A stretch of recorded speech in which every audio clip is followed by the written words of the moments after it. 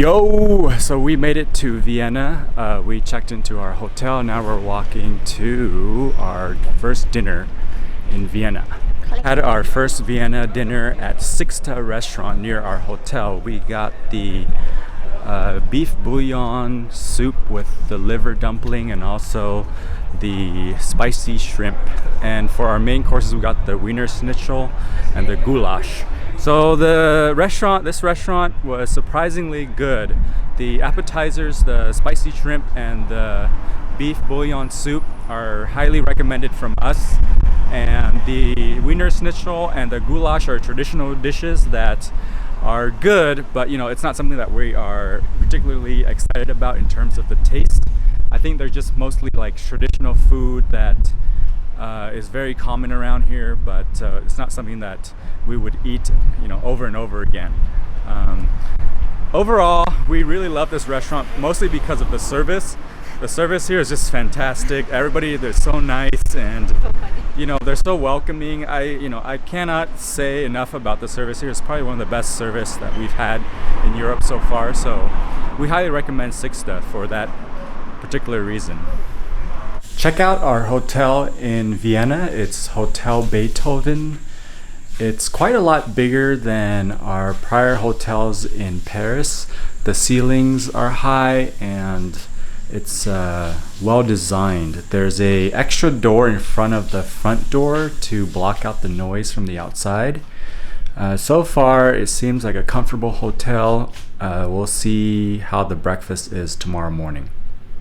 The breakfast at Hotel Beethoven is quite good.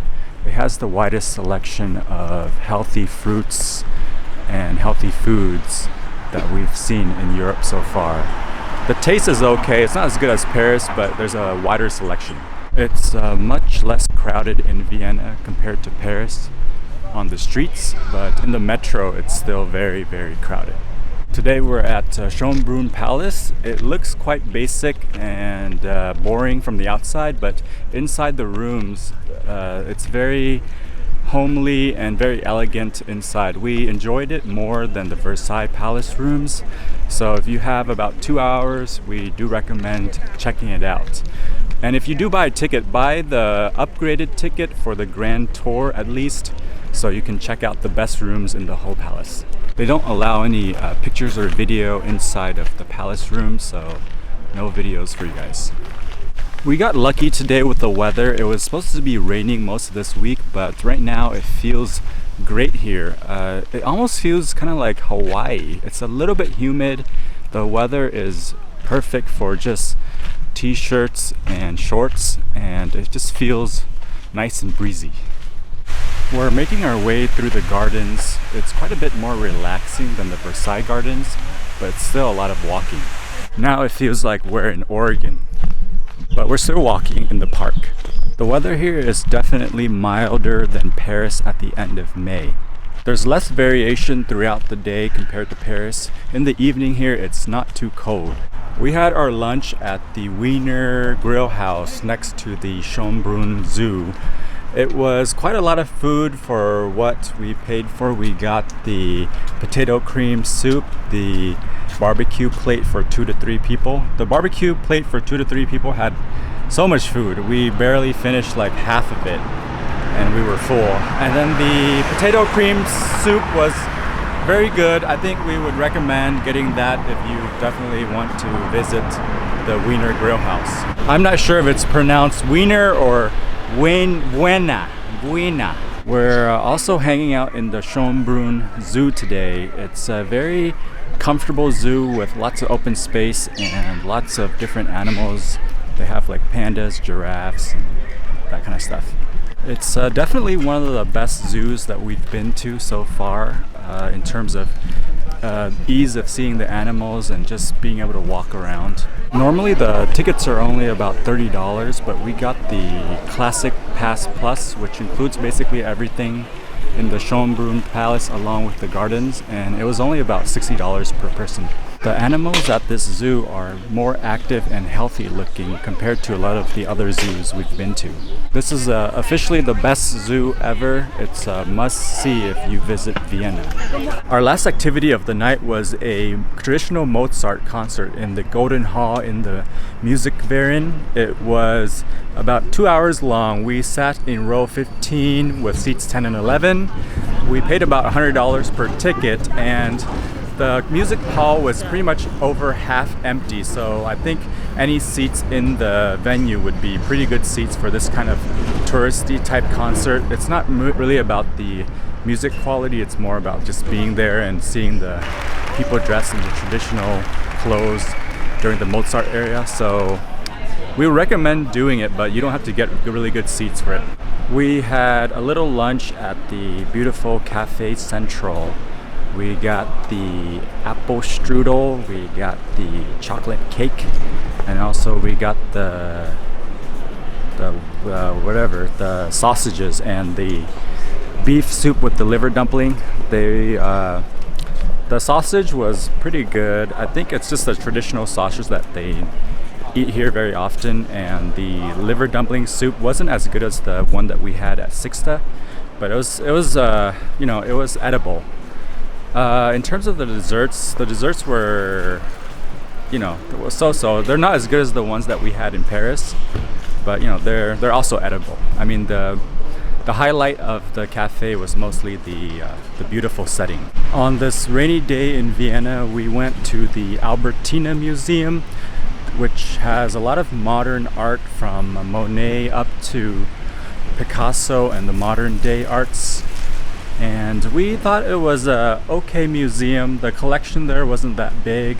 I think we preferred the Musée d'Orsay in Paris a lot more because of the Van Gogh exhibit in the Musée d'Orsay.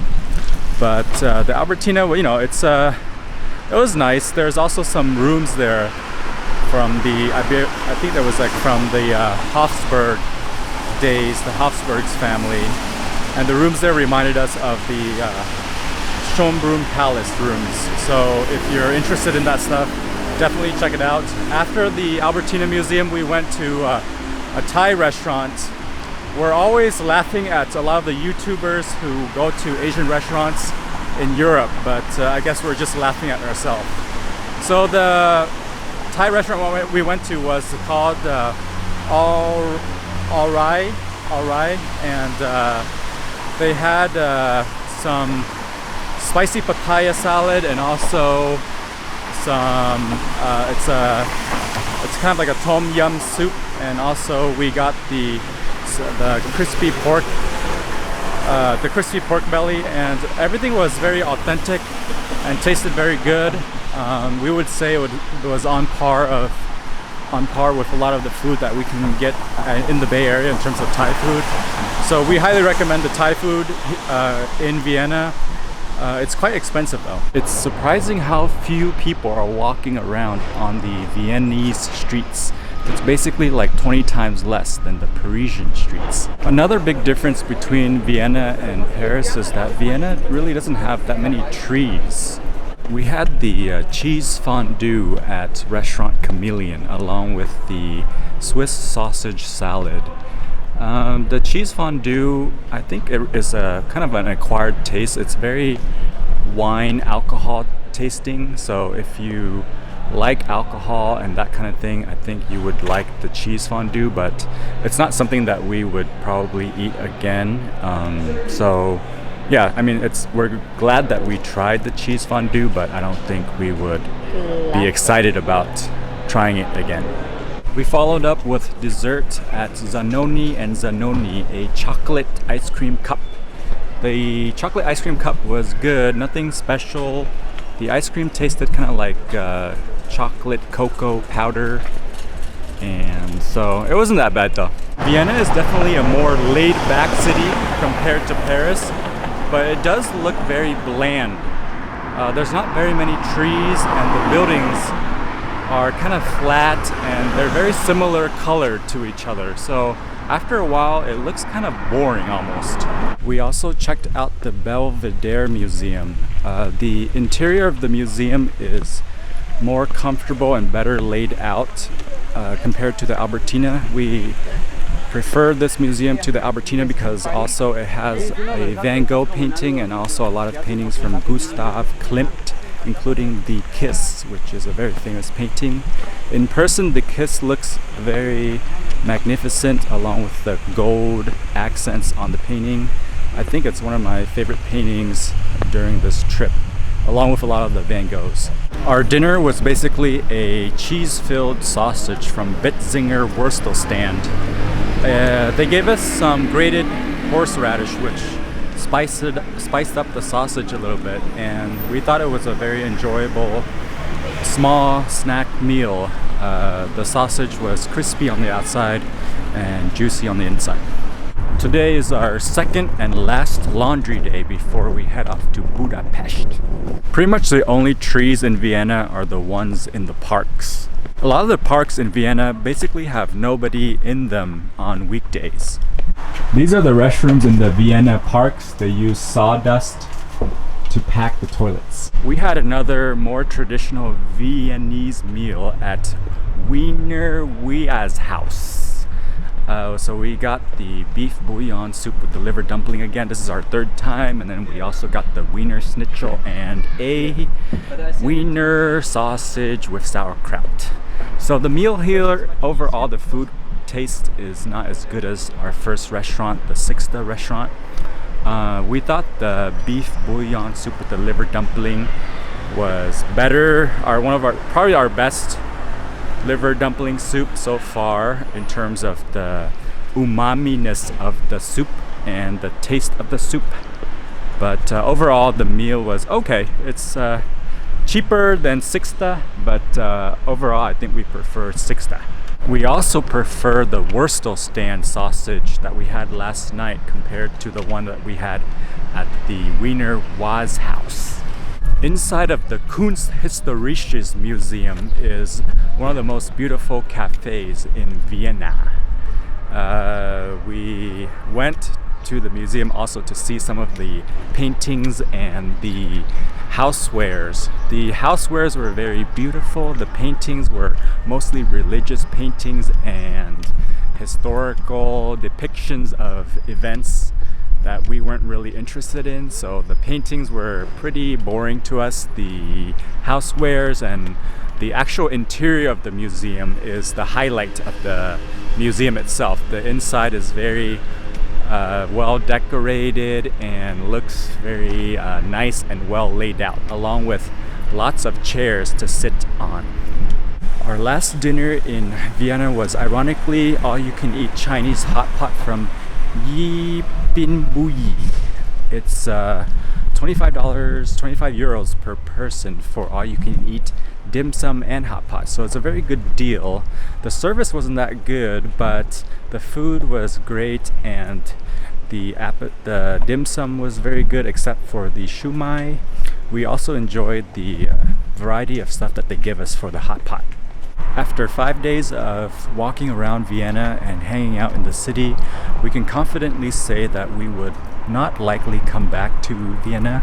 Our highlight of the trip was definitely the Vienna Zoo, and also the nice people that we met as waiters and waitresses in the restaurants. But in terms of walking around the city is kind of bland, and also it's beautiful, but at the same time there's a lot of eye-catching graffiti and stuff like that kind of, messes up the beauty continuity of the city. And Vienna is also missing that magical spark, that magical energy that Paris has. So, Vienna is definitely a city that we would recommend to visit first in Europe, maybe like the 5th or 6th city